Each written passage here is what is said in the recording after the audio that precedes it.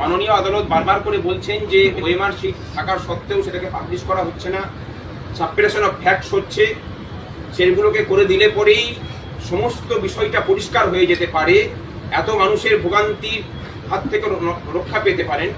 আমরা অবাক হয়ে লক্ষ্য করছি যে এই সরকার, তার মুখ্যমন্ত্রী, তার শিক্ষা দপ্তর তারা সচেষ্ট হয়ে আছেন যে কিভাবে দুর্নীতিগ্রস্তদের আড়াল করা যায় এবং তার জন্য ঢাল হিসেবে ব্যবহার করা হচ্ছে নিজেদের মেধার ভিত্তিতে চাকরি পাওয়া ছেলে মেয়েদের।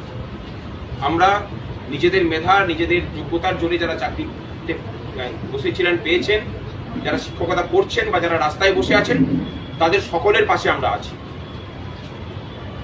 এই পাশে থাকাটা আমরা দুভাবে নির্ধারণ করছি, কিন্তু তার আগে কয়েকটা কথা না বললেই নয়। সেটা হলো মাননীয় মনীষীদের হাত ধরে বাঙালির যে নবজাগরণের